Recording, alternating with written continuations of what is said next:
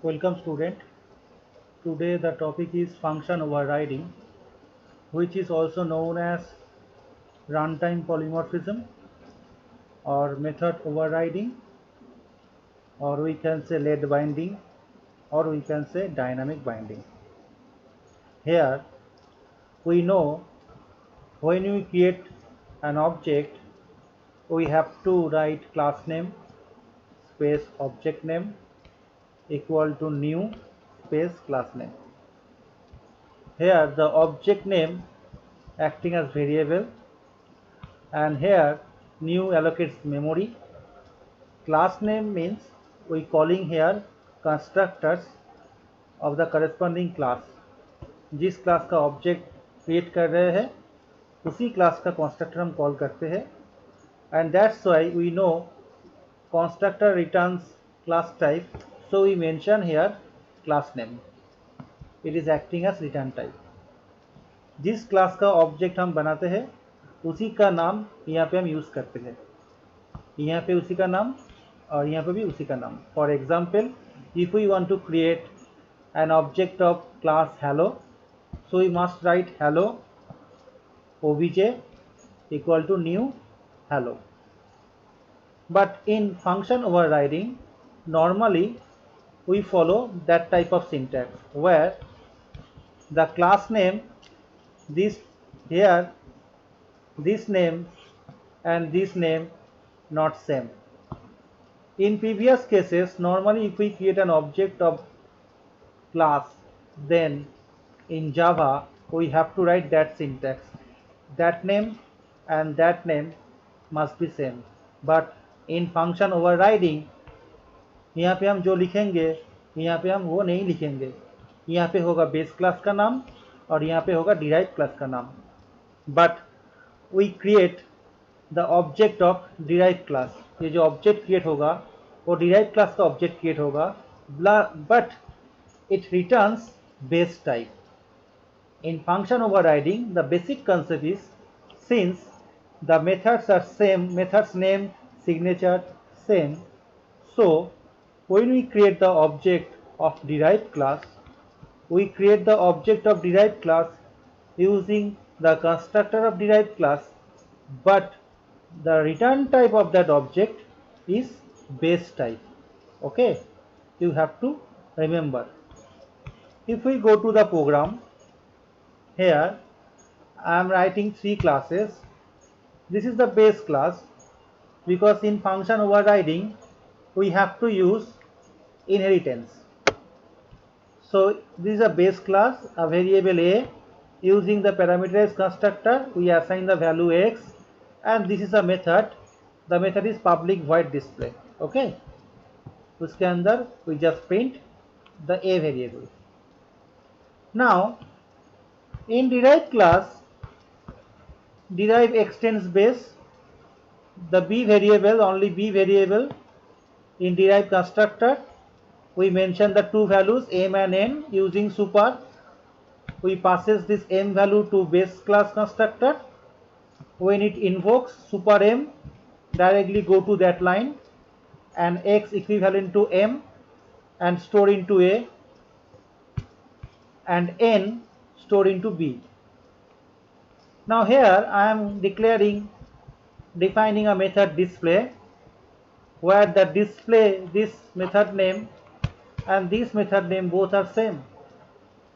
Now this is the concept of function overriding, where the function signatures are same, name same, passing arguments also same. So when we use inheritance, this display method of derive override this method. derive का जो method है display, ये method क्या होगा, after inheritance ये base के ऊपर आ जाएगा, and we can not find the base class display method. So in case of function overriding, the object decides at runtime which function, which method it invokes. And normally in function overriding we mention that type of syntax, that type of syntax. Okay, now how I am explaining you, because in function overriding there is another class where I written the main. If we call base obj equal to new base, then this object creates belongs to base class. We passing only one value 5 corresponding to a.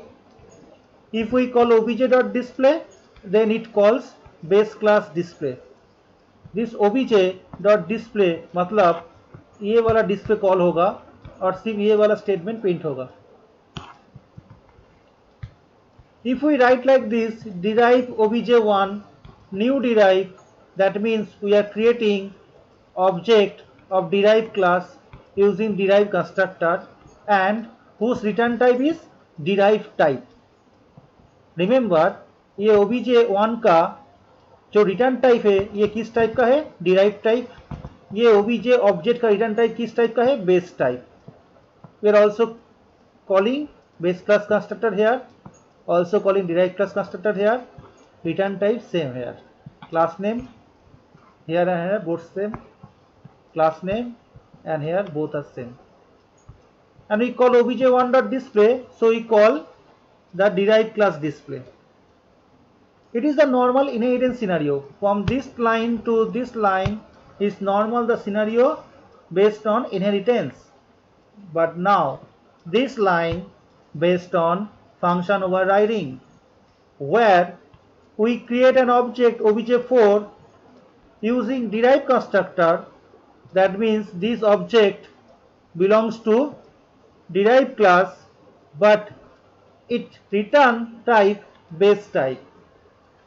So return type base type मतलब it identifies the base class methods. Okay, it identifies base class methods. So using that, the display method of base class never be hidden. जो base class का display method होगा वो hidden नहीं होगा. We can use another syntax here like this, okay, where we create base type object but type comes to derive. That means base type object points to derive, and this means derived class object points to base. Okay, it means base type constructor of base class, that means object of base class but point to derive, and it means derived class constructor create the object of derived class but points to base type. Okay, but normally we don't use it. Normally we use derived class object points to base. That means we create an object of derived class where it points to base type. That means we use base type pointer. Okay, and all the objects corresponding to its address and their corresponding methods stored in a table which is known as virtual table or V table, which is used in function overriding. If we run it, it gives that type of output where we first one print base and the next one print derives methods. Okay, we again use here another type of things. If we omit it, then we can write here another thing, that is super dot display. Okay, super dot display. If we use super dot display, then we also call base class methods. So this is a new approach. Okay, this is a new approach. So basically here I can show you different aspects, and if we going through this type of codes, then you can explore more and more knowledge, you can explore more and more features based on polymorphisms. Clear? Using super dot display we can also call the base class methods. So using that scenario, we can handling function overriding. Okay, ये आपका output आ गया, वो line हम high कर दिया, फिर भी आपका आउटपुट आ गया, ठीक है, using super dot display. So basically